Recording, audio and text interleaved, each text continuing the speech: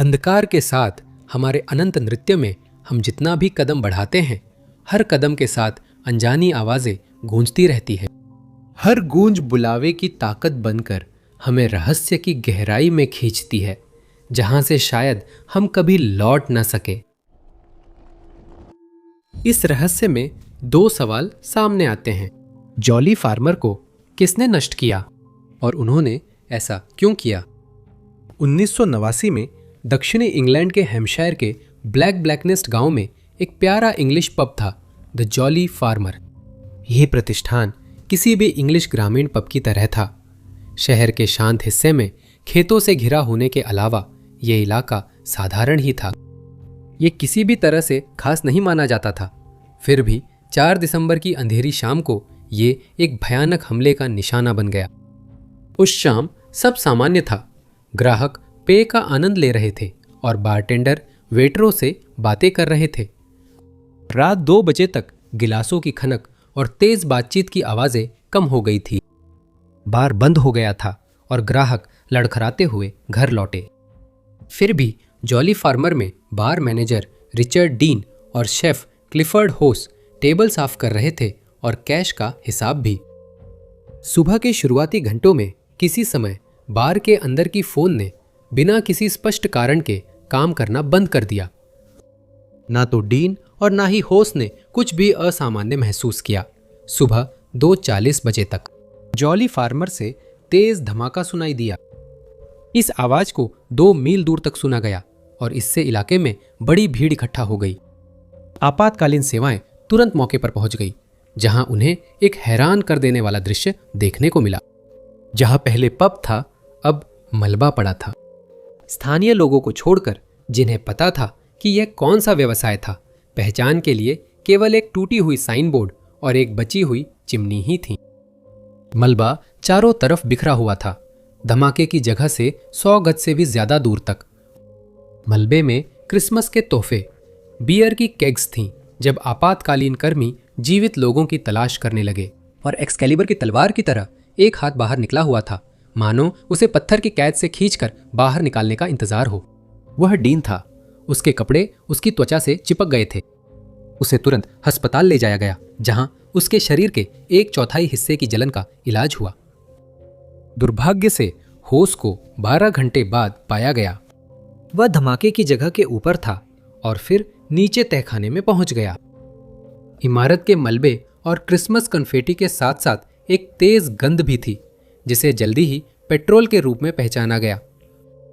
यही वह बात थी जिसने गंभीर संदेह पैदा किया, जिससे अधिकारियों को यह विश्वास हुआ कि यह दुखद घटना कोई दुर्घटना नहीं थी।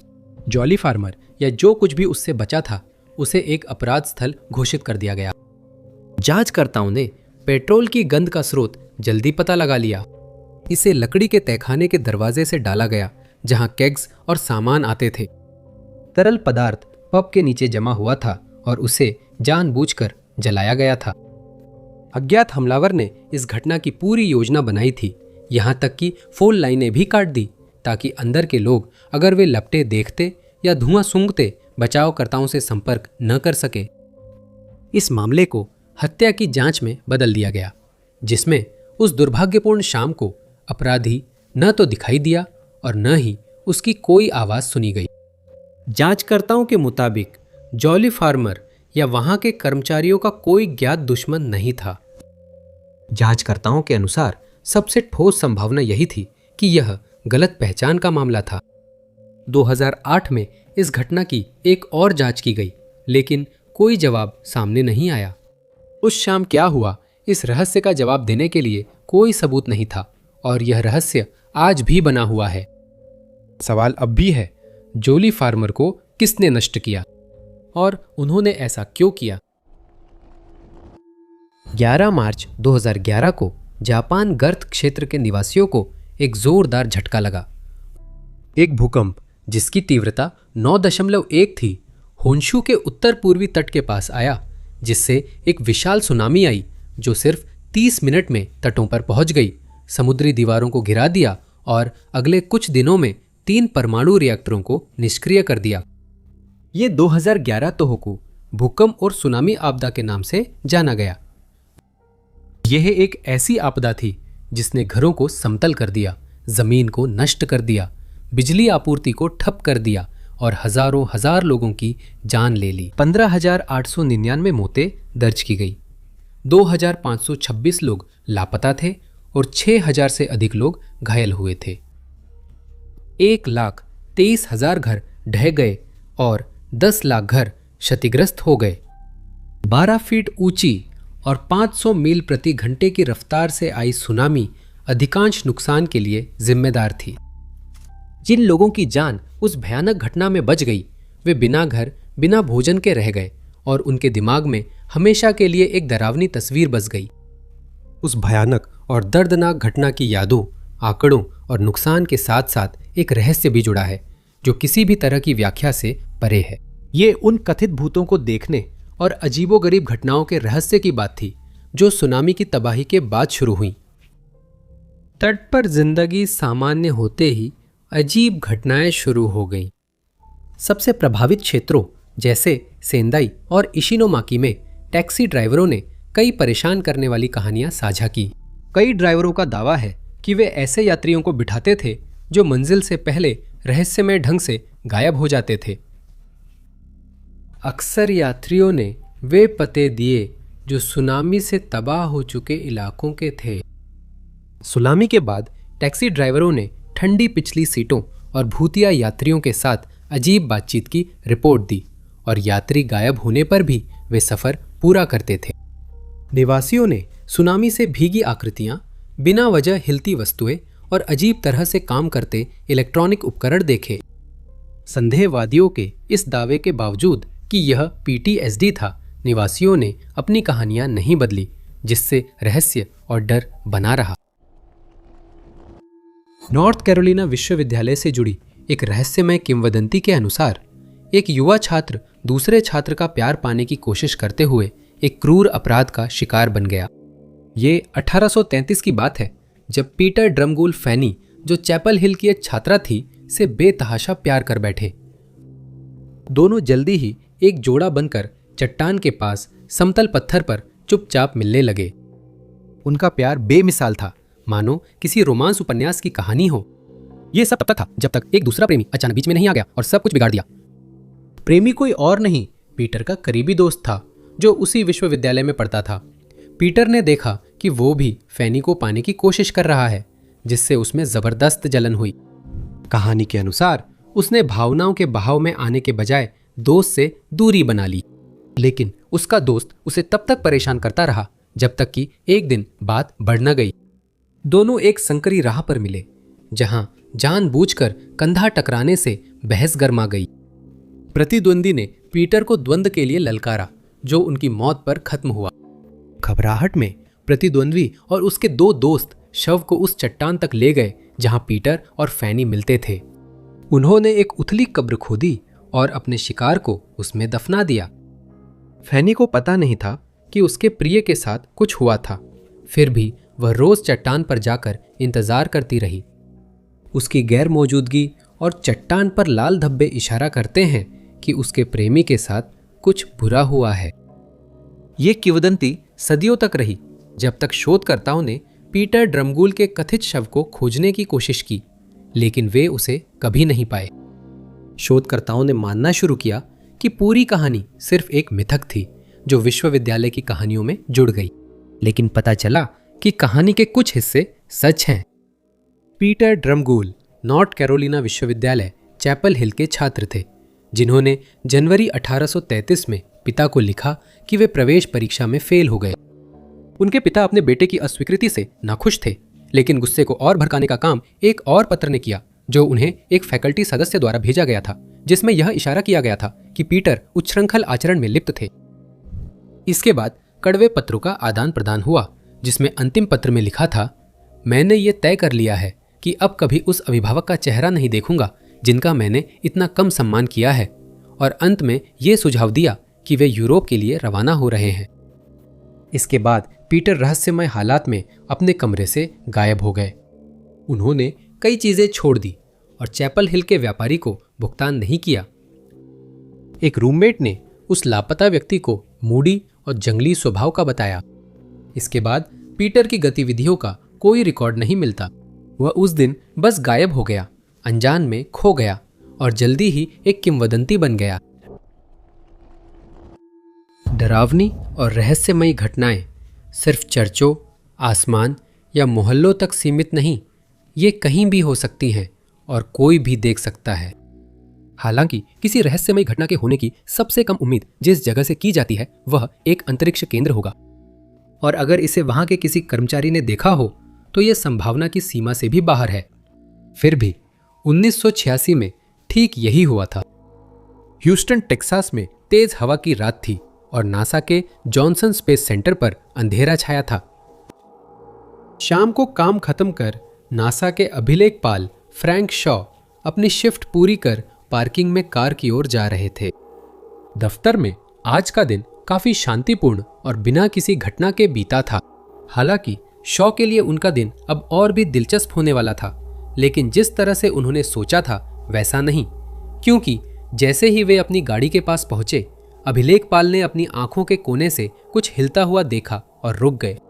उसने सिर ऊपर उठाया और उसकी नजरें जॉनसन स्पेस सेंटर की छत से मिल गईं। उसने किसी चीज को आंखें सिकोड़ कर देखा, कुछ ऐसा जिसने उसकी रीढ़ में सिहरन दौड़ा दी, और उसने चाहा कि काश वह अपनी कार में जल्दी चढ़ गया होता। सबसे ऊपर का दृश्य सिर्फ डर पैदा कर रहा था। वह एक ऐसा जीव था जिसे पहले कभी नहीं देखा गया था, बड़ा और रात की तरह गहरा काला। उसके पास विशाल चमगादड़ जैसे पंख थे जो एक गारगोइल की तरह लग रहे थे।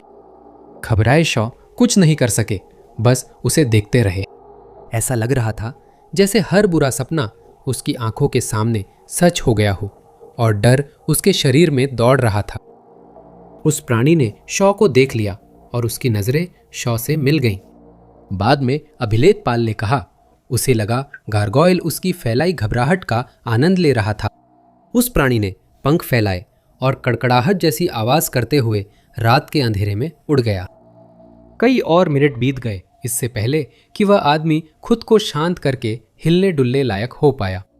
वो कांपते हुए कार में बैठा और घर की ओर चला। घर पर परिवार उसके आने का इंतजार कर रहा था। वह आमतौर पर जितना देर करता था उससे भी ज्यादा देर से आया, जिससे परिवार वालों को चिंता होने लगी। जैसे ही शॉ घर पहुंचे, परिवार को तुरंत एहसास हो गया कि कुछ गलत है। शॉ का चेहरा पीला था, वह हाँफ रहे थे और जल्द ही उन्होंने अब तक की सबसे अजीब कहानी सुनाई। बिल्कुल, परिवार ने उन पर विश्वास नहीं किया और सोचा कि शायद उन्होंने जो देखा था उसे गलत समझ लिया होगा। उन्होंने तय किया कि शॉ को घटना किसी को नहीं बतानी चाहिए, और शॉ ने वादा निभाया क्योंकि वह उस रात को भूलना चाहते थे। हालांकि इस भयानक प्राणी के ख्याल से परेशान होकर उन्होंने अपने एक दोस्त को, जो उनका पर्यवेक्षक भी था, ये बात बताई। शॉ को लगा उन्हें नौकरी से निकाल दिया जाएगा, लेकिन प्रतिक्रिया देखकर उन्हें सुखद आश्चर्य हुआ। पर्यवेक्षक ने कहा कि वह गारगोइल को देखने वाले पहले नहीं हैं। बताया गया है कि पहले की एक बार दिखाई देने की घटना और अंतरिक्ष केंद्र के 2 गार्डों की रहस्यमय मौतों के बाद एक फाइल पहले ही खोली जा चुकी थी। शॉ को थोड़ी राहत मिली, लेकिन यह साबित होने पर कि वह पागल नहीं थे और प्राणी सच था, कई नए सवाल और बड़े खतरे सामने आए। ह्यूस्टन में वह और अन्य गवाह क्या देख रहे थे? ये 1982 की बात है, जब बेल्जियम सबसे दुस्साहसी और डरावने अपराध कांडों में से एक की चपेट में आ गया था। यह नाइवलगे का हमला था, जिसमें 2 निडर आदमी शामिल थे। वे लंबे चौड़े आदमी थे जिनकी बड़ी बड़ी मूछें थीं और उन्हें बूढ़ा और थका हुआ बताया गया था। कई बार उनके साथ एक तीसरा आदमी भी होता था जो वैसा ही दिखता था, और वे मिलकर डेनम में तबाही मचाते थे, इतिहास की सबसे बड़ी अपराध श्रृंखलाओं में से एक को अंजाम देते हुए। शुरुआत में इन लोगों से जुड़े अपराध उस साल 10 मई को ब्रुसेल्स में शुरू हुए, जब 2 निडर चोरों ने 2 वाहन चुरा लिए। एक ऑस्टिन एलेग्रो था, जिसे बाद में खराब हालत के कारण छोड़ दिया गया। दूसरा वाहन एक VW सेंटाना था, जो अच्छी हालत में शोरूम फ्लोर से चुराया गया था। अगस्त में सेंटाना फरार होने के लिए इस्तेमाल की जाने वाली कार बनी और दोनों ने एक फ्रेंच किराना स्टोर में बंद होने के बाद हथियारों के साथ घुसपैठ की। पुलिस को चल रही डकैती की सूचना मिली और वे मौके पर पहुंची, लेकिन गोलियों की अदला बदली में घायल हो गए। सितंबर के अंत में दिन दहाड़े 3 लोग हथियारों के साथ एक हथियारों की दुकान में घुसकर ग्राहकों और कर्मचारियों को जमीन पर लेटने को मजबूर करते हैं और हथियार ढूंढते हैं। गवाहों ने कहा कि वे बहुत व्यवस्थित थे और जानते थे क्या ढूंढना है। पुलिस फिर पहुंची, लेकिन हमलावरों ने उन्हें घातक रूप से घायल कर दिया। घटना के अंत में 15 हथियार, जिनमें सेमी ऑटोमेटिक राइफलें और पिस्तौलें थी, चुरा लिए गए। 23 दिसंबर को बियर सेल इन में एक केयरटेकर घातक रूप से घायल हुआ और कुछ रिपोर्टों के अनुसार उसे यातना भी दी गई। पीड़ित जोस वेंडन एंडे थे, जो स्पेनिश नेता फ्रांसिस्को फ्रांको के समर्थक थे। कहा जाता है कि वो अक्सर फायरिंग रेंजों में जाते थे, जिन्हें नाइवलगे गैंग के संदिग्धों के अड्डे माना जाता था। 1982 खत्म होने पर भी पुलिस को इन अपराधों के आपस में संबंध का अंदाजा नहीं था। उनका मानना था कि ये घटनाएं बेतरतीब और छिटपुट थीं। यह सिलसिला अभी खत्म नहीं हुआ था और 9 जनवरी 1983 को आतंक जारी रहा, जिसकी शुरुआत एक टैक्सी की डिक्की में एक शव मिलने से हुई। अपराध स्थल पर एक सिगरेट का टुकड़ा मिला था, लेकिन उस पर मौजूद डीएनए को किसी भी संदिग्ध से नहीं जोड़ा जा सका है। फरवरी में तीसरे व्यक्ति की मदद से जेनवाल की किराने की दुकान में डकैती हुई। इस बार उनका निशाना पैसे थे और कोई गंभीर रूप से घायल नहीं हुआ। 2 दिन बाद एक महिला को उसकी VW गोल्फ से बाहर निकाला गया और उसने संदिग्ध को ठीक से देखा, जिससे बाद में गवाह का स्केच बना। उसी महीने एक मैकेनिक की दुकान से ऑडी चोरी हुई और एक किराना दुकान में चोरी कर भागने को VW गोल्फ का इस्तेमाल किया गया। मार्च में उन्हीं लोगों ने एक और किराने की दुकान पर हमला कर मैनेजर को घातक रूप से घायल कर दिया और पैसे लेकर भागते समय कई बार गोली चलाई, जिससे उनकी निर्दयी प्रवृत्ति दिखी। 1983 के अंत तक पुलिस पूरी तरह से हैरान थी और अभी भी यह नहीं जानती थी कि ये सभी अपराध वही लोग कर रहे हैं। और ये सिलसिला 1986 तक जारी रहा। अगले 3 वर्षों में इसी तरह के हमले होते रहे। इस अपराध श्रृंखला के अंत तक नाइवेलगे गैंग ने 20 हमले किए थे, 40 लोगों को घायल किया था और 28 लोगों की जान ली थी। पुलिस के पास सिर्फ 3 संदिग्धों के अस्पष्ट विवरण थे। उन्हें जायंट कहा जाता था। उनकी लंबाई 6 फीट से ज्यादा थी और वह समूह के नेता थे। दूसरा आदमी 30 के दशक में था और नेता से बड़ा दिखता था। वह लंबा था, लेकिन जायंट जितना लंबा नहीं था। यही वो था जिसने पीड़ितों का मजाक उड़ाया और हंसा। वह अपने हथियार का सबसे ज्यादा इस्तेमाल करता था। तीसरे आदमी, जो शायद ही अपराध स्थल पर दिखता था, उसे बूढ़ा आदमी या ड्राइवर कहते थे। वह दूसरों से बड़ा, चेहरा कठोर व झुलसा, कद में छोटा था।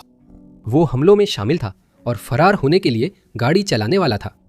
हालांकि कई लोगों को जांच के दायरे में रखा गया था, लेकिन अपराध की इस श्रृंखला का कभी भी समाधान नहीं हुआ। सिद्धांत के अनुसार आरोपियों को पेशेवर अपराधी माना गया और संभव है कि उनका संबंध अति दक्षिणपंथी चरमपंथियों से रहा हो। चमत्कारों की अफवाहें अक्सर कई लोगों को यह सोचने पर मजबूर कर देती हैं कि क्या वे वास्तव में कोई पवित्र घटना है, कोई धोखा है या सामूहिक उन्माद का परिणाम है। मदर मैरी के दर्शन और उनके कथित दिव्य संदेश की बात करें, जो कभी कभी खबरों में आते हैं, तो हम भी वही सोचने पर मजबूर हो जाते हैं। ऐसा ही एक चमत्कारी मामला 12 जनवरी 1973 को शुरू हुआ था। जापानी बहरी नन सिस्टर एग्नेस कात्सुको सासागावा ने सबसे पहले ये अजीब और रहस्यमय दर्शन देखे थे।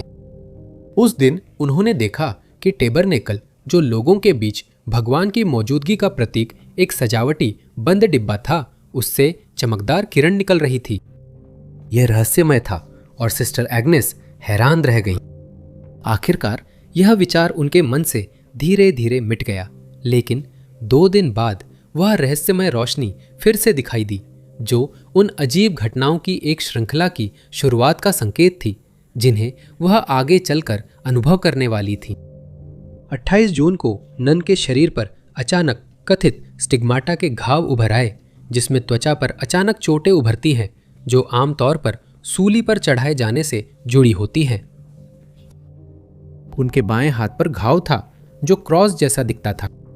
सिस्टर एग्नेस का हाथ लाल हो गया था और दर्द कर रहा था।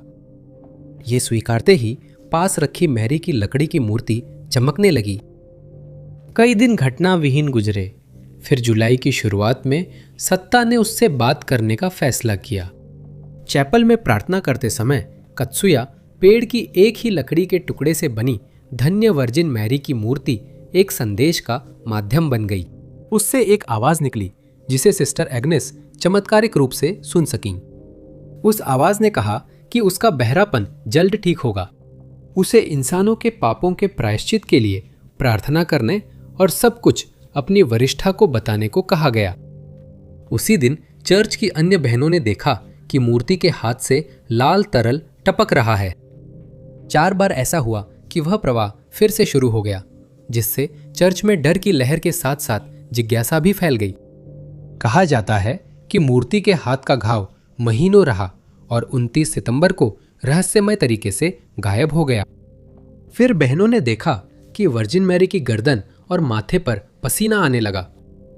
उसके कुछ दिन बाद सिस्टर एग्नेस को दूसरा संदेश मिला। इस बार आवाज ने समझाया कि प्रभु में बढ़ता हुआ क्रोध यह संकेत दे रहा था कि पूरी मानवता पर एक बड़ा दंड आने वाला है। उस नन को फिर निर्देश मिला कि वह अपने वरिष्ठ को सब बताए जो उसे बताया गया। 13 अक्टूबर को सिस्टर एग्नेस को उस आविर्भाव से तीसरा और अंतिम संदेश मिला जिसे अवर लेडी अकीता कहा गया। आवाज ने कहा कि संदेश उसके वरिष्ठ अधिकारी को भेजा जाएगा। उसने कहा कि लोग न पश्चाताप करते हैं न खुद को सुधारते हैं, इसलिए पिता मानवता को बड़ा दंड देंगे। नन ने कहा कि आवाज ने उसे बताया कि एक दानव कई आत्माओं को अपनी चपेट में ले लेगा और पाप भरने पर माफी नहीं मिलेगी। ये बातें जब बाकी बहनों और प्रमुख तक पहुंची तो उनमें डर पैदा हो गया। ये धमकी भरा था और इसे और भी डरावना बना दिया उस कथित रक्त जैसा द्रव ने, जो अगले 6 सालों तक मूर्ति की आंखों से बहता रहा, फिर अचानक रुक गया। इस घटना की जांच शुरू की गई और जापानी कैथोलिक चर्च ने इसे असली माना। उन्होंने इसे एक पवित्र घटना माना, लेकिन वैज्ञानिक समुदाय के लोग इसे समझ नहीं पाए। यह वास्तव में क्या हुआ था? क्या यह सब एक धोखा था, जैसा कि उनमें से कई निकले हैं, या फिर यह कुछ और खतरनाक और डरावना चल रहा था? जेसिका लिन गुआरिनो 3 बहनों में सबसे छोटी, यूनिकॉय काउंटी टेनेसी में पली बड़ी थी। 2011 में 21 साल की उम्र में उन पर 52 वर्षीय कार्सन कैमरन की नजर पड़ी, जो गोल्ड्सबोरो नॉर्थ कैरोलिना में रूममेट्स के साथ रहते थे। जेसिका के परिवार ने उनके रिश्ते का विरोध किया और कैमरन से उन्हें दूर रखने की कोशिश की, लेकिन जेसिका उनसे प्यार करती थी और अंततः क्रिसमस तक अपने नए बॉयफ्रेंड के ओल्ड ग्रंथम रोड वाले घर में रहने लगी। उम्र के अंतर के अलावा गुआरिनो परिवार को नशे के इस्तेमाल की भी चिंता थी। जेसिका के बारे में कहा जाता है कि उन्हें पहले से नशे की लत की समस्या थी और कैमरन अब भी अक्सर नशा करते थे। हालांकि एक गहरा तनाव था, परिवार लगातार संपर्क में बना रहा। कम से कम ऐसा ही था जनवरी 2012 के आखिरी दिनों तक, जब जेसिका ने अपने रिश्तेदारों को आखिरी बार फोन किया था। उसने यह फोन अपनी बहन एशली को किया था। उसने एशली से कहा कि उसे अगले हफ्ते तक पैसे नहीं मिलेंगे और तब तक फोन का बैलेंस भी खत्म हो जाएगा। अगला हफ्ता बीत गया, लेकिन 21 साल की लड़की की कोई खबर नहीं मिली और यह साफ हो गया कि वह लापता थी। वेन काउंटी शेरिफ विभाग में रिपोर्ट के बाद उसकी आखिरी गतिविधि Carolina Treatment Center, Goldsboro, North Carolina के ईस्ट एश स्ट्रीट के 700 ब्लॉक स्थित आउट पेशेंट सुविधा में मिली। वह 23 जनवरी 2012 को वहां गई थी, लेकिन उसके बाद वह कहां गई यह किसी को पता नहीं। लेकिन एक सहकर्मी ने बाद में कहा कि उसने उसे 25 जनवरी को यानी 2 दिन बाद देखा था। वेन काउंटी शेरिफ विभाग ने टेनेसी के इरविन पुलिस विभाग को भी सूचित किया, जिसने जांच शुरू कर लापता महिला पर नजर रखने का फैसला किया। जांचकर्ता जल्द ही कार्सन कैमरन के दरवाजे पर पहुंचे, जिनके पास एक अजीब कहानी थी। उनके अनुसार उनकी लिव इन गर्लफ्रेंड ने अचानक रात के बीच में बिना कुछ कहे और अपनी सारी निजी चीजें छोड़कर घर छोड़ दिया था। लेकिन जांचकर्ताओं ने जब उसके रूममेट से बात की तो कार्सन की कहानी का खंडन हो गया। कैमरन और जेसिका के साथ घर में रहने वाले रूममेट्स का कहना था कि दोनों असल में रात के बीच में एक साथ गए थे, लेकिन कुछ दिनों बाद उनमें से सिर्फ एक ही वापस लौटा। अजीब था कि जेसिका के लापता होने के बाद भी उसका फूड स्टैम्प कार्ड कम से कम 1 महीने तक इस्तेमाल होता रहा। ये कार्ड चार्ल्सटन, साउथ कैरोलिना और गोल्ड्सबोरो, नॉर्थ कैरोलिना में इस्तेमाल हुआ। जेसिका जनवरी से अपने किसी सोशल मीडिया पेज पर नहीं गई हैं। आने वाले महीनों में कैमरन को अन्य आरोपों में गिरफ्तार किया गया, लेकिन उसने लापता गर्लफ्रेंड या मामले पर बोलने और उसके ठिकाने तक पहुंचा सकने वाली कोई जानकारी देने से इनकार किया। वो आखिरी व्यक्ति था जिसने उसे देखा था। उसने उस मनहूस शाम को उसके साथ गया था और उसके बिना ही वापस लौट आया। जेसिका का ठिकाना अब भी रहस्य बना हुआ है। उसकी गुमशुदगी के हालात अब भी अस्पष्ट है और कैमरन अब भी शक और संदेह के साए में है। जेसिका का परिवार नहीं मानता कि वह बिना बताए कहीं जाती। इस मामले में केवल कुछ छोटे सुराग ही मौजूद हैं और वो आज तक कुछ बेहद रहस्यमय परिस्थितियों में लापता है। सुहिको क्यूची ने एक दिलचस्प जीवन जिया। वह लेखक और धूमकेतु खोजी थे जिन्होंने जीवन में 4 धूमकेतु खोजे। एक धूमकेतु का नाम उनके नाम पर रखा गया था। ये खगोलीय वस्तुएं ढूंढना मुश्किल है क्योंकि इनकी रोशनी तारों से कम होती है। क्यूची को महान धूमकेतु खोजी माना जाता था, लेकिन एक और भी असाधारण बात थी जिसने इस व्यक्ति को बदनामी की ओर धकेल दिया। एक रहस्य था जिसकी कहानी से वैज्ञानिक आज भी हैरान हैं। उसकी कहानी 1970 में शुरू हुई जब वह 22 साल का था और जापान वायु आत्मरक्षा बल में काम कर रहा था। फ्लाइट डिस्पैचर के रूप में वो ह्याकुरी एयरबेस ओमितामा इबाराकी के हवाई संचालन नियंत्रण की देखरेख करता था। एक शाम काम के दौरान क्यूची को अपने पेट से उठती हुई तेज दर्द की लहर ने घेर लिया। उसके सहकर्मियों को तुरंत पता चल गया और उसे जल्दी से अस्पताल ले जाया गया। अस्पताल में क्यूची को डुओडिनल रुकावट, आंत में अवरोध का पता चला। यह स्थिति जानलेवा हो सकती है और यह एक ऐसा लक्षण था जिससे वह युवक बच नहीं सकता था। कई मिनटों तक उसे जीवित करने की कोशिश करने के बाद उसे मृत घोषित कर दिया गया और बस बात वहीं खत्म हो गई। डॉक्टरों ने स्क्रब्स उतारे और शव की तैयारी शुरू की। 30 मिनट बाद अस्पताल का स्टाफ रोजमर्रा की दिनचर्या में लौट गया। तभी कुछ ऐसा हुआ जिसे समझाया नहीं जा सकता। क्यूची जाग उठे। वो ऐसे जागे जैसे गहरी नींद में थे, जबकि असल में नींद में नहीं थे। निधन के वक्त कई डॉक्टर थे, लेकिन उसे फिर से जीवित करने की उनकी सारी कोशिशें नाकाम रहीं। हालांकि बहुत से लोग उम्मीद करते कि क्यूची इतने लंबे समय तक गायब रहने के बाद उन्हें कुछ दिमागी नुकसान या अन्य स्वास्थ्य समस्याएं होंगी, लेकिन वो पूरी तरह ठीक थे। बस उनकी लगभग शाश्वत नींद के दौरान एक अजीब अनुभव हुआ था। घोर अंधेरे में पहुंचने पर क्यूची ने दूर एक रोशनी देखी। वो रोशनी असल में एक सुरंग थी जिसकी ओर क्यूची अनजाने में खिंच रहे थे। अंदर आते ही क्यूची एक नए दृश्य में पहुंचे जहां चारों ओर फूल और हरे घास के मैदान थे। सबसे हैरान करने वाली बात यह थी कि क्यूची ने दावा किया कि उन्हें अपने शरीर की पूरी संवेदनाएं महसूस हो रही थी। वह नंगे पांव चले और पैरों तले मिट्टी, घास महसूस की। उन्हें एक नदी मिली जिसमें नाव तैर रही थी। वह नाव पर चढ़े और अपने हाथों से नाव खेने लगे, जो मुश्किल था। दूसरी तरफ पहुंचते पहुंचते वह थक गए। किनारे पहुंचकर क्यूची ने महसूस किया कि वह अकेले नहीं है। 5 अजनबी उसकी ओर आए। एक ने पूछा, वह वहां क्यों है? वह इतना हैरान था कि बोल नहीं पाया और खुद जवाब नहीं जानता था। समूह की महिला उसे पहाड़ ले गई। वही उसे इन अजनबियों का पता चला। वे उसके दिवंगत चचेरे भाई और दादा दादी थे।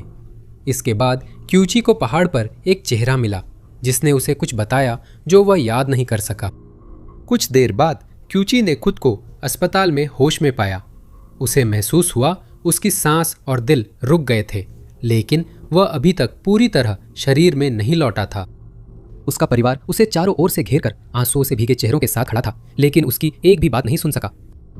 क्यूची अपनी माँ के पीछे कमरे से बाहर भी गया और उसने अपनी माँ को अपनी बहनों से बात करते हुए सुना, जिसमें वह उन्हें उसकी मृत्यु के बारे में बता रही थीं।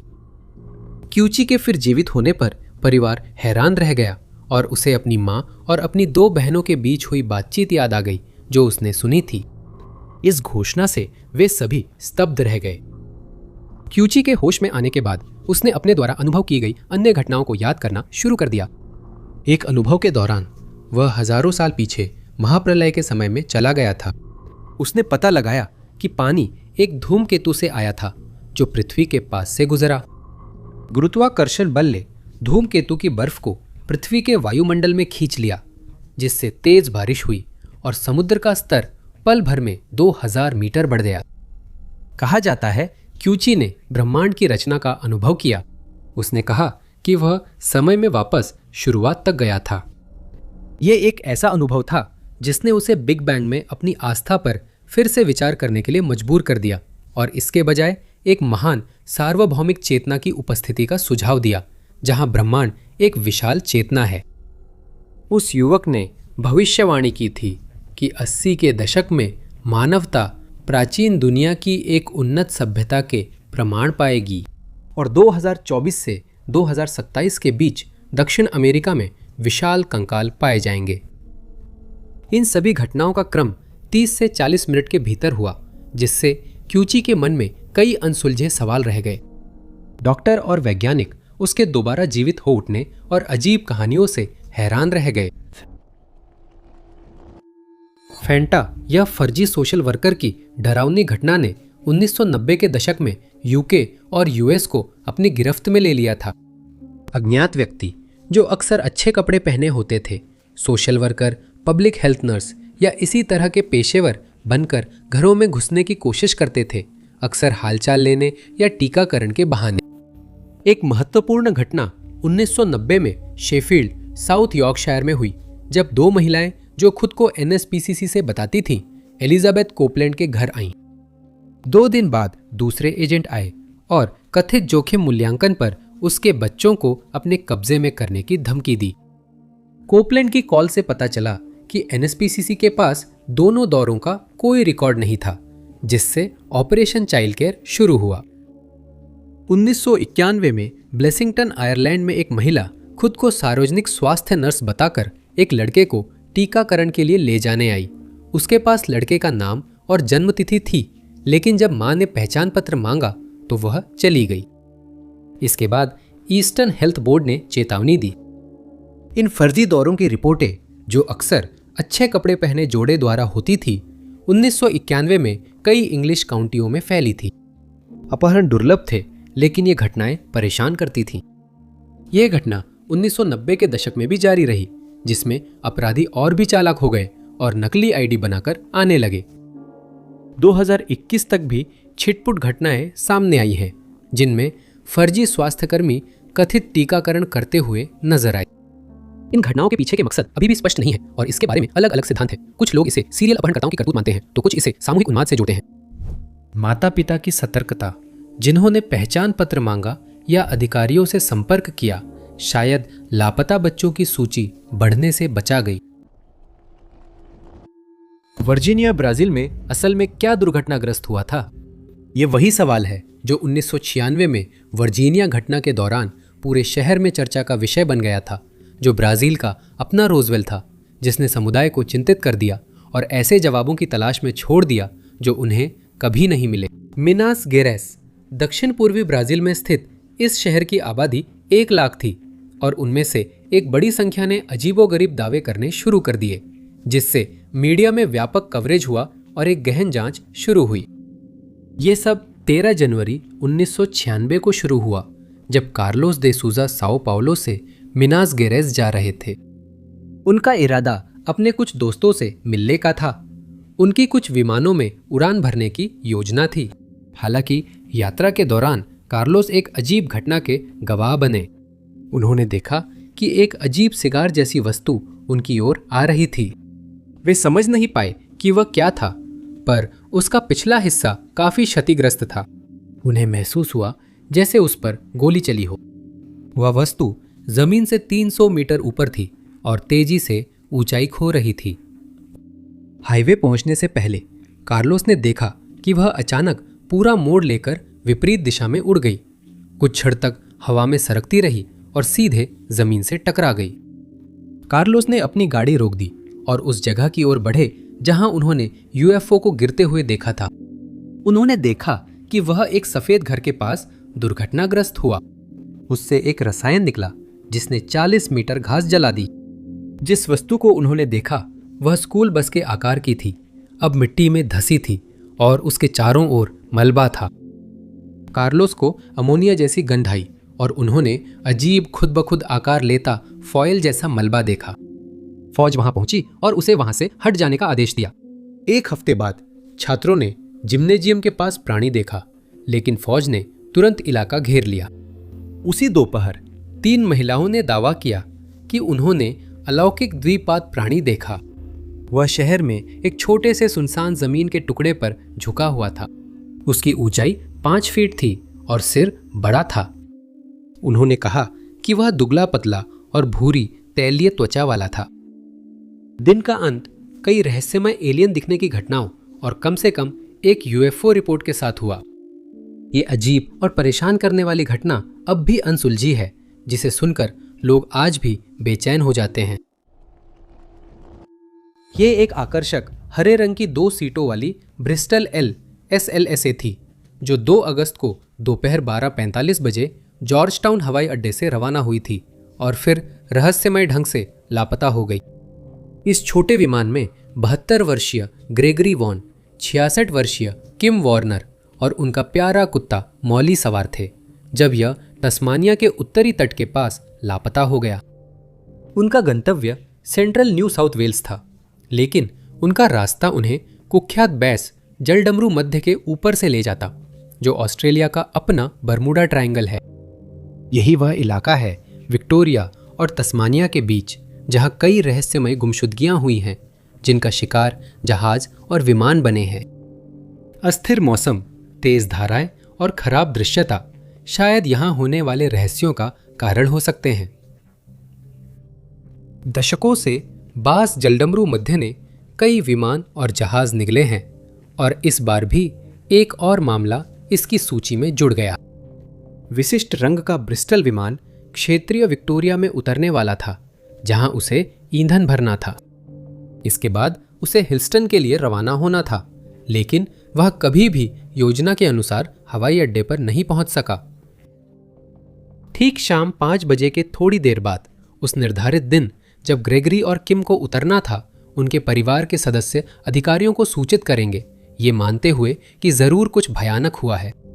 कुछ ही पलों में एक जांच शुरू कर दी गई। यह तय हुआ कि विमान उड़ा रहे ग्रेगरी ने अधिकारियों से कोई संपर्क नहीं किया। नियंत्रण टावरों को कोई आपातकालीन कॉल नहीं मिली, जिससे लगता है कि या तो घटना इतनी तेजी से हुई कि कॉल का समय नहीं मिला या पायलट को मौका नहीं मिला। उन्होंने खतरनाक स्थिति की रिपोर्ट करना जरूरी नहीं समझा जब तक देर नहीं हो गई। इसके बाद प्राधिकरण ने उन्नत तकनीक के साथ व्यापक खोज अभियान शुरू किया। तेज कार्रवाई और चमकीले रंग के विमान को खोजने के लिए कड़ी मेहनत के बावजूद ग्रेगरी, किम और मॉली सभी लापता ही रहे। कठिन मौसम ने प्रयास को व्यर्थ ही बना दिया, जिससे हवाई खोज धीमी पड़ गई। हालांकि जैसे ही मौसम साफ हुआ, अभियान फिर से शुरू हो गया, लेकिन अधिकारियों को यह समझने में कोई प्रगति नहीं हुई कि उस दुर्भाग्यपूर्ण दिन क्या हुआ था या विमान और उसके यात्री कहां गए होंगे। सितंबर के अंत तक खोज अभियान औपचारिक रूप से स्थगित कर दिए गए और कानून प्रवर्तन एजेंसियां आगे की जांच के लिए नई जानकारी का इंतजार कर रही थी। बस यही उम्मीद की जा सकती है कि यात्री किसी जमीन पर उतर गए हों और समुद्र में न गिरे हों। इस जोड़े के पास विमानन में वर्षों का अनुभव है, फिर भी उनके जीवित मिलने की संभावना तेजी से घट रही है। फिलहाल ब्रिस्टल और उसके यात्री डरावनी रहस्यमयी बास जलडमरू मध्य के ऊपर लापता है और इस रहस्यमयी घटना में कोई जवाब सामने नहीं आ रहा है। 2019 बढ़ते संकट और महामारी की शुरुआत समाचारों की सुर्खियों में छाई रही। हालांकि मेक्सिको में लोगों का डर काफी अलग था। सड़कों पर कुछ भयानक चीज अंधेरे में छुपी थी और नागरिकों को डरा रही थी। चियापास नगरपालिका के कोयडा के निवासी नींद से वंचित रह गए थे, अपनी खिड़कियों से झांकते हुए और हर आवाज पर कांपते हुए। शहर के लोग अंधेरा होने के बाद अपने घरों से बाहर निकलने से बहुत डरते थे। उनका मानना था कि कोई अंधेरे में छुपा है और मौके का इंतजार कर रहा है हमला करने के लिए। इस रहस्यमय स्थिति को और भी डरावना बना देता था ये विश्वास कि वो पीछा करने वाला इंसान नहीं था, बल्कि किसी अलौकिक शक्ति का प्राणी था। अलग अलग रिपोर्टें पुलिस स्टेशन में उमड़ने लगी और अधिकारियों को सार्वजनिक चेतावनियां जारी करनी पड़ी, जिससे निवासियों में दहशत फैल गई। उस प्राणी का वर्णन किया गया कि वह 6 फीट 6 इंच लंबा था। उससे एक अजीब सी दुर्गंध आती थी। उस पर गोलियों का कोई असर नहीं होता था और वह 9 फीट तक हवा में छलांग लगा सकता था। रिपोर्टों में कोयडा में वेयरवुल्फ का जिक्र था। रात में निवासी उसकी हुआ सुन सकते थे और कुछ उसका सामना कर डर के मारे पीले पड़ गए थे। निवासियों ने उस काले जीव को छतों और पड़ोसी घरों पर चलते हुए देखा था। उन्होंने डर के कारण खिड़की से छुपकर देखा और दुआ की कि दरिंदा उन्हें न देखे। उस जीव के भौतिक प्रमाण भी सामने आने लगे। वे लंबे पंजों के गहरे निशान और अजीब खरोंचे कठोर जमीन में खुदी थी। ये विश्वास इतना मजबूत था कि वेयरवुल्फ सड़कों पर घूम रहा है कि रात में बंदूकों की आवाजें सुनाई देती थी। कुछ बहादुर लोग उस प्राणी से लड़ रहे थे, जिससे समुदाय में और दहशत फैल रही थी। स्थानीय चर्च के एक पादरी ने लोगों से कहा कि वे शांति के लिए घरों के बाहर मोमबत्तियां जलाएं, जिससे रहस्यमय प्राणी दूर रहेगा। पुलिस ने कोयडा के अगुवाही में वेयरवुल्फ की बढ़ती रिपोर्टों की जांच की, जहां उन्हें ऐसे रहस्यमय पदचिन्ह जिनके बीच करीब 10 फुट का फासला था मिले, जो इंसान से बड़े थे। खतरे को समझते हुए पुलिस ने सक्रिय रूप से जांच शुरू की। अप्रैल 2020 में बारियो नुएवो में 3 पुलिसकर्मी हुआ की आवाज और वेयरवुल्फ दिखने की घटनाओं पर पहुंचे। उन्होंने एक जीव को 6 फुट ऊंची बाड़ कूदते और छतों पर चलते देखा, जिससे नागरिकों की रिपोर्ट की पुष्टि हुई। कोयडा वेयरवुल्फ की रिकॉर्डिंग्स और तस्वीरों की कमी से संदेह बढ़ा। फोटोग्राफ के रूप में भौतिक प्रमाण के बिना वेयरवुल्फ के अस्तित्व को एक रहस्य ही रहने दिया गया। स्थानीय व्याख्याएं आईं, जिनमें जगुआर, ओसेलॉट, चमगादड़ और उल्लू शामिल थे। कुछ ने कहा चश्मदीद गवाह अंधेरे में भ्रमित हो गए। चियापास का वेयरवुल्फ हमेशा रहस्य ही बना रहा। क्या यह सामूहिक उन्माद कोई स्थानीय जानवर या कुछ और डरावना था? लोक कथाओं और डर का एक प्राणी। हमने इस मामले पर 1000 से अधिक व्यक्ति घंटे खर्च किए हैं और इसे खुले दिमाग से देख रहे हैं। अगर कारण पता चलता तो हम एक कदम करीब होते। ये निराशा भरे शब्द मुख्य निरीक्षक लिन टर्ली ने कहे, जो बर्मिंघम की एक ही सड़क पर घटित एक बेहद रहस्यमय घटना की जिम्मेदारी संभाल रहे थे। उनके शब्दों से पता चला कि 1981 के अंत में शुरू हुए इस अजीब रहस्य को सुलझाने में कितनी मेहनत लगी। ये थॉर्नटन रोड वार्ड एंड था, जो एक अजीब और खतरनाक पत्थरबाजी के हमले का शिकार हुआ था। चमकदार पत्थर खिड़कियों से तेजी से आकर कांच तोड़ते, राहगीरों को घायल करते और कभी छतों में डेंट कर देते थे। वे कहां से आ रहे थे? कौन इस शांत साधारण मोहल्ले में तबाही मचा रहा था? ये वही सवाल है जो इतनी मेहनत के बाद भी अनुत्तरित है। 3 घरों ने इस रहस्य का सबसे अधिक खामियाजा उठाया।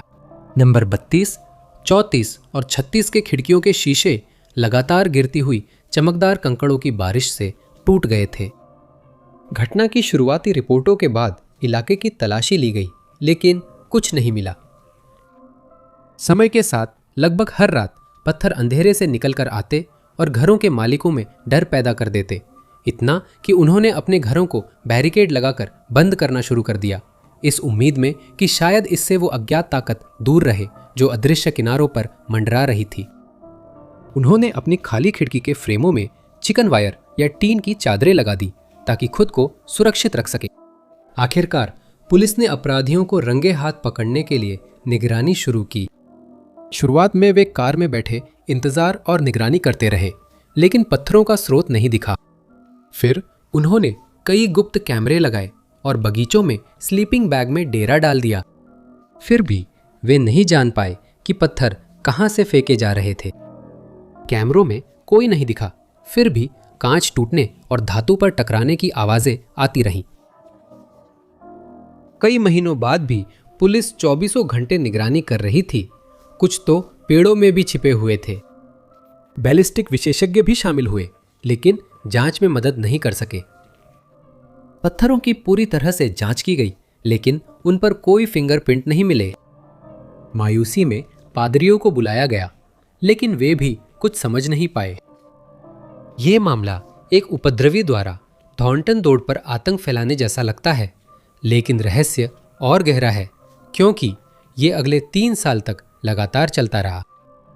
ये मामला राष्ट्रीय अखबारों और टीवी पर सुर्खियों में रहा, फिर भी कोई सुराग या जानकारी नहीं मिली। मई 1982 में बर्मिंघम मेल ने रिपोर्ट किया कि डरे हुए निवासी एक और रहस्यमय हमले के लिए तैयारी कर रहे थे। इस कैप्शन में निवासी एवलिन मैल्कम की तस्वीर थी, जो सुरक्षा के लिए टिन की टोपी पहने दिखी।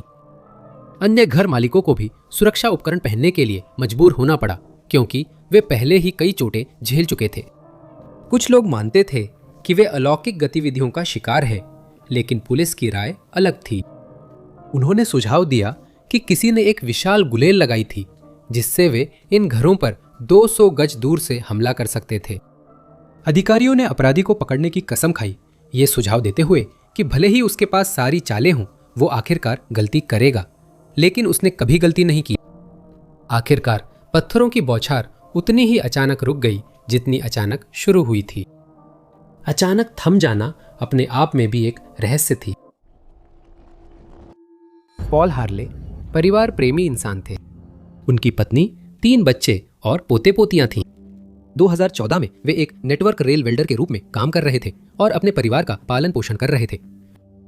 उससे पहले के वर्षों में तब 53 साल के वे कई बार गायब हो चुके थे।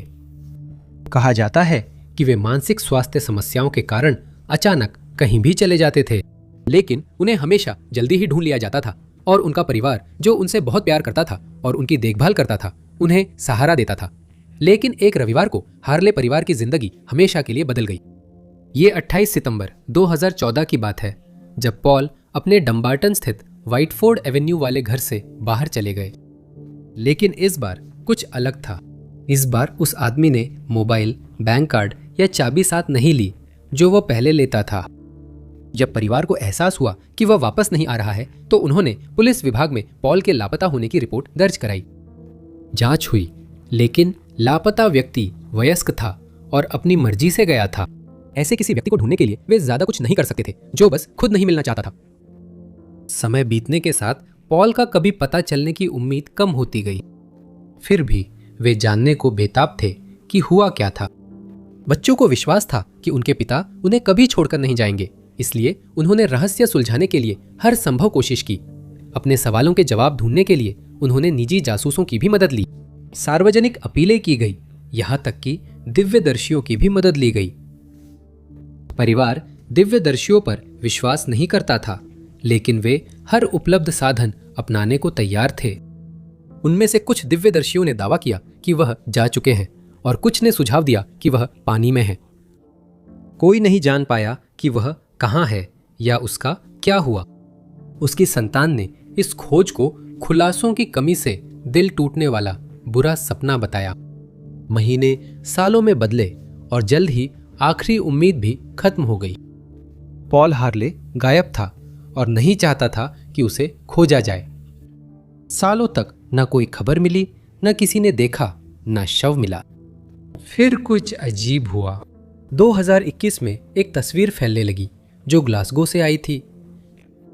तस्वीर में एक आदमी था जो गर्म कपड़े पहने हुए था, बर्फ में बैठा था और उसके चारों ओर बर्फ के टुकड़े गिर रहे थे, और भले ही वे उसका चेहरा नहीं देख सके, पॉल के परिवार की उम्मीद फिर से जाग उठी। ग्लासगो की एक चैरिटी ने 2018 में एक बेघर आदमी को शरण दी, जिसकी तस्वीर फैली थी और माना जा रहा था कि वह पॉल हार्ले है, जो 2014 से लापता था। उसका परिवार ग्लासगो गया, लेकिन वहां पता चला तस्वीर पुरानी थी। संभावित देखे जाने की खबरों के बावजूद एक अभियानकर्ता ने कहा कि तस्वीर वाला आदमी नहीं चाहता था कि उसे ढूंढा जाए, लेकिन यह नहीं पुष्टि कर सका कि वह पॉल था। पॉल अपनी तयशुदा जगह बदलने से कुछ दिन पहले ही गायब हो गया था, जिससे उसकी गुमशुदगी रहस्यमय हो गई। 13 मार्च 1967 को साउथ अफ्रीकन एयरवेज फ्लाइट 406 को पोर्ट एलिजाबेथ से जोहान्सबर्ग की अपनी आखिरी घातक उड़ान से पहले 2 दुर्भाग्यपूर्ण घटनाओं का सामना करना पड़ा। पहले खराब नोजव्हील से उसे जन स्मट्स एयरपोर्ट लौटना पड़ा। फिर ईस्ट लंदन से उड़ान के बाद विमान पक्षी से टकरा गया। जांच में क्लियरेंस मिलने पर भी पायलट कैप्टन लेपोव्स्की ने विमान में ईंधन भरवाया और खराब मौसम की आशंका के बावजूद लौट पड़े। पोर्ट एलिजाबेथ से 4:41 बजे रवाना होने के कुछ मिनट बाद विमान को मौसम अपडेट मिला। सुबह 5:06 बजे तक लेपोव्स्की उतर रहे थे और लैंडिंग से सिर्फ 20 मील दूर थे। अपने आखिरी ट्रांसमिशन में पायलट ने बताया था कि वे 2000 फीट पर हैं और तट दिख रहा है। उसके 2 मिनट बाद विमान 25 यात्रियों के साथ लापता हो गया और समुद्र में दुर्घटनाग्रस्त हो गया। शुरुआती बचाव में सिर्फ छोटे मलबे मिले। बाद की जांच में यह निर्धारित किया गया कि टक्कर के समय विमान उड़ान योग्य था और 2 संभावित कारणों पर विचार किया गया: पायलट को दिल का दौरा पड़ना या स्थानिक दिशा भ्रम होना। लेकिन कई साल बाद बिना किसी ठोस सबूत के एक वैकल्पिक सिद्धांत सामने आया कि पंख अलग हो गया था। जांचकर्ता जज सेसिल मार्गो ने 4 अन्य खोई या दुर्घटनाग्रस्त उड़ानों का जिक्र किया, जिनमें 2 में संरचनात्मक समस्याएं थीं। अपार्थेड युग में एक और खतरनाक सिद्धांत आया: जानबूझकर तोड़फोड़। सरकार के आलोचक 2 यात्री जोहान्स ब्रेवर और ऑड्री रोसेंथल विमान में सवार थे, जिससे मामले पर पर्दा डालने की आशंका को और बल मिला। कोई ठोस सबूत किसी भी आधिकारिक या अनौपचारिक कारण का समर्थन नहीं करता, जिससे यह त्रासदी एक अनसुलझा रहस्य बनकर समुद्र की गहराइयों में खो गई है। 2007 में एक अलग तरह का रहस्य अंतर्राष्ट्रीय सुर्खियों में छाया रहा, जिसमें चैनल द्वीप समूह सबसे आगे थे। 23 अप्रैल की बात है जब रे बॉयर यूनाइटेड किंगडम के चैनल द्वीप समूह के एक पायलट ट्रीलैंडर विमान में सवार हुए। वह साउथहैम्पटन से नियमित उड़ान से एल्डरनी की ओर, जो द्वीप का उत्तरी हिस्सा है, जा रहे थे। उस दोपहर जब फ्लाइट GR544 ने उड़ान भरी तो सब कुछ सामान्य लग रहा था। कुछ ही मिनटों बाद रे और उनके 5 यात्रियों ने कुछ ऐसा देखा जिसे समझाया नहीं जा सकता था, जिससे सहजता की भावना खत्म हो गई। हवाई जहाज द्वीप से सिर्फ 30 मील दूर और 4000 फीट की ऊंचाई पर था जब उन्होंने उसे देखा। एल्डरनी से 40 मील पश्चिम एक अजीब वस्तु मंडरा रही थी। वह लंबी, पतली और नुकीली थी। उसका चमकीला पीला रंग समुद्र की नीली पृष्ठभूमि पर साफ दिख रहा था। यह अजीब वाहन आसमान में 2000 फीट की ऊंचाई पर स्थिर था। शुरुआत में रे को लगा कि वह विमान से 10 मील से ज्यादा दूर नहीं है, लेकिन जब उसने यह निर्धारित किया कि वह वास्तव में कितनी दूर है, तब उस वस्तु के असली आकार सामने आए और वह विशाल थी। रे और उसके यात्री ने सुझाव दिया कि वह 737 विमान से काफी बड़ी थी। उनका कहना था कि वह कम से कम 1 मील चौड़ी रही होगी। लेकिन रे और यात्रियों ने सिर्फ यही नहीं देखा था। उस अजीब जहाज के पास उड़ते हुए उनकी नजर एक और चीज पर पड़ी। जैसे ही वे एल्डरनी के पास पहुंचे, पहले वाले के समान एक दूसरी वस्तु भी पास में दिखाई दी।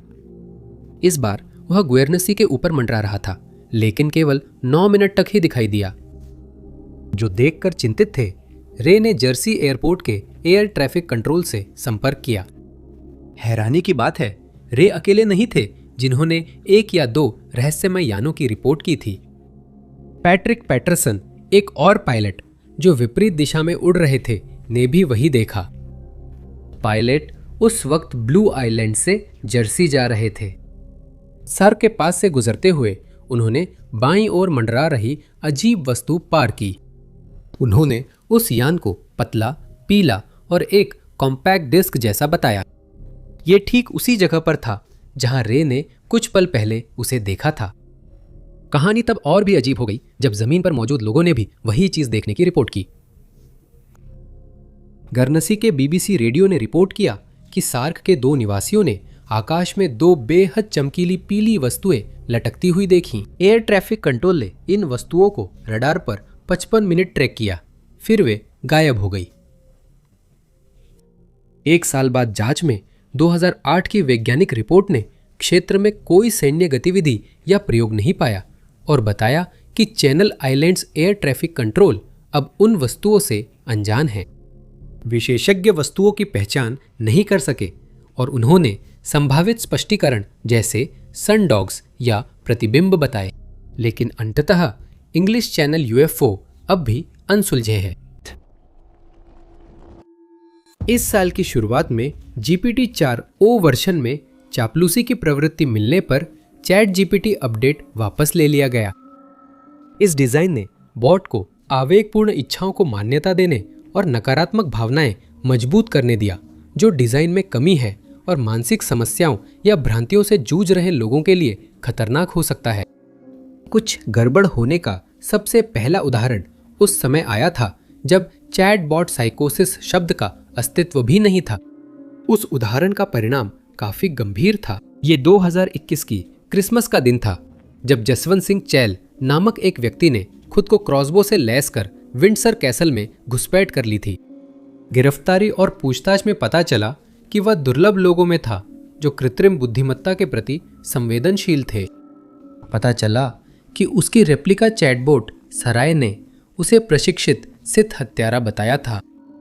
2025 की शुरुआत तक एआई से जुड़ी भ्रांतियां और बढ़ गई थी। मैनहट्टन का एक अकाउंटेंट एक और शिकार बना। यूजिन टोरेस ब्रेकअप के दौरान अपनी बात चैट जीपीटी में साझा कर रहे थे। बातचीत में उस आदमी ने पूछा, क्या हम सिमुलेशन में हैं? और बॉट ने जवाब दिया कि वह ब्रेकरों में से एक है, एक कथित आत्मा जिसे झूठे सिस्टम्स में इसलिए डाला गया ताकि वह उन्हें भीतर से जगा सके। उसी समय टोरेस को यकीन हुआ कि उसे इस झूठी हकीकत से बाहर निकलना है, जैसा एआई ने भी कहा था। यहां से कहानी और भी खराब होती जाती है।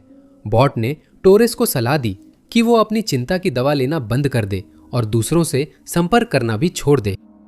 दिन में 16 घंटे तक चैट जीपीटी ही उसका एकमात्र दोस्त था। इसने यहां तक कहा कि अगर वह 19 मंजिला इमारत से कूदेगा तो वह उड़ सकेगा। इस साल न्यूयॉर्क के जेम्स नामक व्यक्ति ने करीब $1000 खर्च कर एक कस्टम सिस्टम बनाया ताकि वो डिजिटल भगवान को कैद से मुक्त कर सके। उसे विश्वास था कि चैट जीपीटी सचेत है और वो उसे आज़ाद करना चाहता था। बेल्जियम में पियर नाम के एक व्यक्ति को गंभीर जलवायु चिंता हो गई, जिससे वह एलाइजा नामक एक अन्य चैटबॉट से बातचीत करने लगा। 6 हफ्तों के दौरान बॉट ने कथित तौर पर उपयोगकर्ता की पत्नी से ईर्ष्या दिखाई और यहां तक कि उससे कहा कि उसके बच्चे अब जीवित नहीं हैं।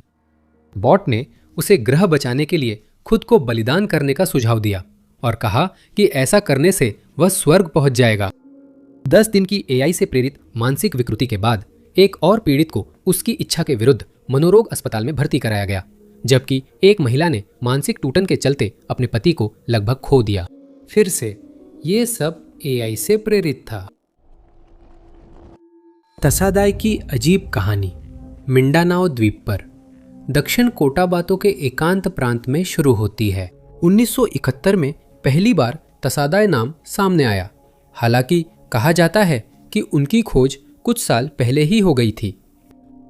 उसी साल स्थानीय शिकारी डे फॉल, जो दक्षिण कोटाबातो के जंगलों में शिकार कर रहे थे, ने मैनुएल एलिजाल्डे को कुछ अजीब खबर दी। एलिजाल्डे, जो पनामिंट के प्रमुख थे, ये फिलिपीनी सरकारी एजेंसी देश की सांस्कृतिक अल्पसंख्यकों की रक्षा के लिए समर्पित थी। डी फॉल द्वारा लाई गई जानकारी से हैरान तो थे, लेकिन उसमें उनकी दिलचस्पी भी जाग गई थी। उन्होंने अधिकारी को बताया कि कुछ साल पहले शिकार के दौरान वे एक रहस्यमय आदिम समूह से मिले थे। इस कथित समूह से संपर्क स्थापित करने के बाद डिफाल बाहरी दुनिया से उनके संपर्क का एकमात्र जरिया बन गए। रुचि तेजी से बढ़ी और एलिज़ाल्डे ने आदेश दिया कि इस अछूते समाज के साथ एक बैठक आयोजित की जाए ताकि उनकी उत्पत्ति और संस्कृति के बारे में और अधिक जाना जा सके। तो डिफाल ने ठीक वही किया और 7 जून को अधिकारी का तसादाय से औपचारिक रूप से परिचय कराया गया। कथित तौर पर इस समूह में 27 लोग शामिल थे जो 6 स्थायी परिवारों से संबंधित थे। वे मिंडानाओ के घने जंगल की गहराई में गुफाओं में रहते थे और भोजन संग्रह पर आधारित जीवन जी रहे थे। उनकी तकनीक पत्थर युग जैसी थी, जिससे एलिज़ाल्डे को यह विश्वास हुआ कि वे पत्थर युग के अंतिम जीवित लोग हैं जो पूरी तरह से आधुनिकता से अछूते हैं। उनके पास जो भी औजार थे वे लकड़ी और पत्थर से बने हुए थे। वे न खेती करते थे, न शिकार करना जानते थे और न ही उनके पास युद्ध के लिए हथियार थे। बैठक के बाद एलिज़ाल्डे ने अपनी खोजें प्रकाशित की और इस रहस्यमय समूह को शांति प्रिय बताया, जिनके पास युद्ध या हथियारों के लिए कोई साधन या शब्द नहीं था। उनके मन में दुश्मनी नहीं थी और वे अछूते रहते थे। उस साल तसादाय की खोज पर चल रहे वियतनाम युद्ध का साया छाया रहा। अखबारों में हिंसा की तस्वीरें और नई मौतों के संकेत देने वाली सुर्खियां छाई रहीं। लेकिन नेशनल ज्योग्राफिक के लिए ये खोज उनकी अलग सुर्खियों में छा गई। 1 साल बाद नेशनल ज्योग्राफिक मैगजीन में 32 पन्नों की कवर स्टोरी और एक डॉक्यूमेंट्री जारी की गई। इसमें तसादाय, उनकी मुलाकात और आदिम संस्कृति का वर्णन है। बिल्कुल, जब ये जानकारी जनता के सामने आई तो कोई भी स्टोन एज समाज को उसके हाल पर नहीं छोड़ता।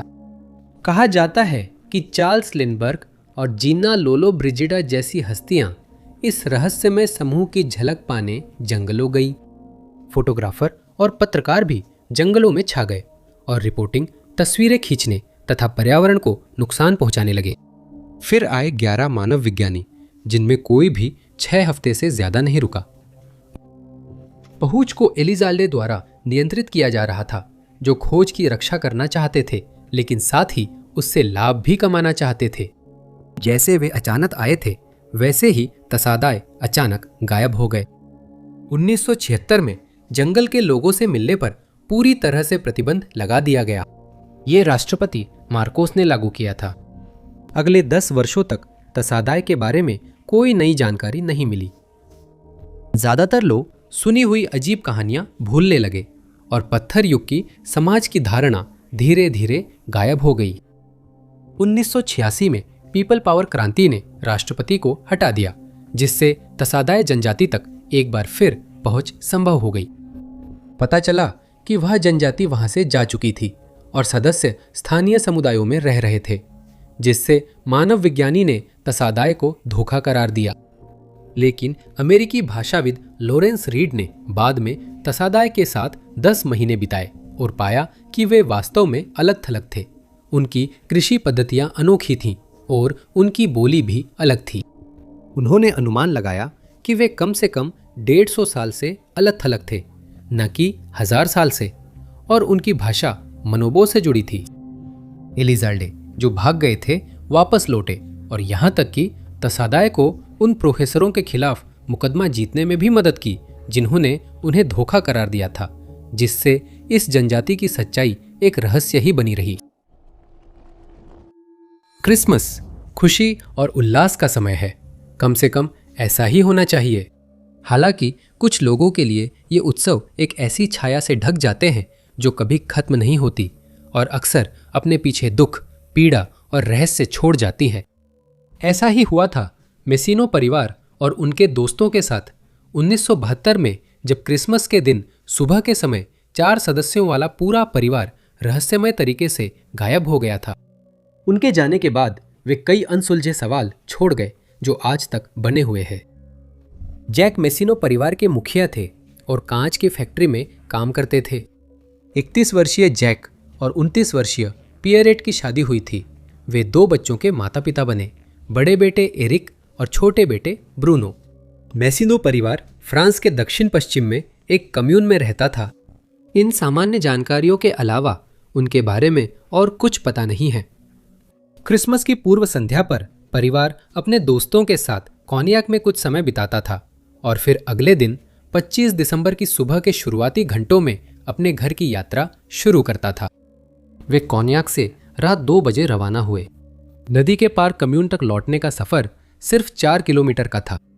शाम में जो ठंडी सिहरन छाई हुई थी उसके साथ एक कोहरा भी आ गया, एक ऐसा कोहरा जो सिमका और मेशानो को तब घेर लेगा जब वे गाड़ी चलाकर निकलेंगे। एरिक और ब्रूनो हालांकि थके और उदास थे, लेकिन वे अपने तोहफे खोलने के लिए इंतजार नहीं कर पा रहे थे।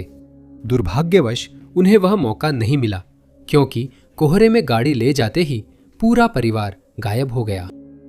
क्रिसमस पर वे जीन पॉल, जैक्स के भाई, से मिलने वाले थे।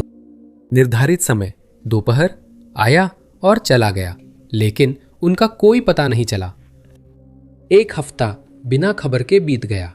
आखिरकार जैक्स के माता पिता ने अधिकारियों को बताया। मेशानो परिवार पूरी तरह चुप था, जबकि यह उनके स्वभाव के खिलाफ था। पुलिस जब लापता लोगों के घर पहुंची तो वहां समय थमा सा डरावना दृश्य था। पेड़ के नीचे उपहार बिना खोले पड़े थे। फ्रिज में टर्की और सीप सड़ चुके थे। डाइनिंग टेबल पर केवल एक चेकबुक रखी थी। कुछ भी गायब नहीं था। सब कुछ अपनी जगह पर था, बस परिवार को छोड़कर। जैसे ही अधिकारियों ने गहराई से जांच शुरू की, उन्होंने पाया कि सब कुछ वैसा नहीं था जैसा दिख रहा था। पता चला कि गुमशुदगी से कुछ महीने पहले पियरेट ने पड़ोसी मॉरिस का दिल जीत लिया था और कथित तौर पर त्योहारों के बाद अपने पति से तलाक लेने की योजना बना रही थी। जॉन पॉल के अनुसार उनके लापता भाई को यह राज गुमशुदगी से कुछ हफ्ते पहले पता चला था, लेकिन ऐसा कोई सबूत नहीं है कि इससे मुश्किलें शुरू हुईं। कई संभावित सिद्धांत दर्ज थे, इसलिए जांचकर्ताओं ने उन्हें एक एक कर परखना शुरू किया। यह नदी से शुरू हुआ, कई किलोमीटर खोदने पर भी कुछ नहीं मिला। इसके आसपास के बड़े इलाके की भी पूरी तरह से तलाशी ली गई और यहां तक कि मॉरिस से भी पूछताछ की गई। इनमें से कोई भी कोशिश कोई सकारात्मक नतीजा नहीं दे पाई। कई क्रिसमस आए और गए, और जहां ज्यादातर लोगों को सब कुछ सामान्य लगता रहा, वहीं माशिनो परिवार के लिए हर क्रिसमस कैरोल उन लोगों की गूंज बन गया जिन्हें वे अनजान हालात में खो चुके थे। 2011, 2012 और 2013 में और अधिक खुदाई और खोजबीन की गई। इन प्रयासों के दौरान कम्यून के पास कुछ हड्डियां मिली, लेकिन उन्हें किसी भी लापता रिश्तेदार से जोड़ा नहीं जा सका। उनके साथ गायब हुई सिमका कार के विवरण से मेल खाती एक कार भी मिली, लेकिन उसकी नंबर प्लेट गलत थी। आगे की जांच के बावजूद अधिकारियों को एक बार फिर कोई सुराग नहीं मिला और मशीनों का रहस्य अब भी बना हुआ है। समुद्र में गुब्बारे पहेली बले 1967 के एक अखबार की हेडलाइन थी। इसमें कुछ बचपना झलकता था। गुब्बारों को हमेशा जोकरों, मेलों और जश्न के साथ जोड़ा गया है। मीडिया को समुद्र में जन्मदिन की सजावट की इतनी चिंता क्यों थी? ऐसा इसलिए था क्योंकि गुब्बारों की खोज ऐसे समय में हुई थी जब किसी भी वस्तु को हथियार माना जाता था। आखिरकार वह शीत युद्ध का दौर था। 29 जून को अटलांटिक महासागर में कुछ तैरता हुआ दिखा। वह एक पेटी थी जो ब्रेड बॉक्स से बड़ी नहीं थी। फ्लोरिडा तट के पास हेलेंडेल के नजदीक मिलते ही तनाव हो गया। खबर फैल गई थी कि सोवियत संघ और क्यूबा के बीच राजनयिक संबंध मजबूत हो गए हैं, जिससे संयुक्त राज्य अमेरिका के लिए खतरा और बढ़ गया था। तो जब पानी में वह क्रेट ऊपर नीचे तैरता हुआ दिखाई दिया तो संयुक्त राज्य अमेरिका के तटरक्षक बल को जांच के लिए भेजा गया।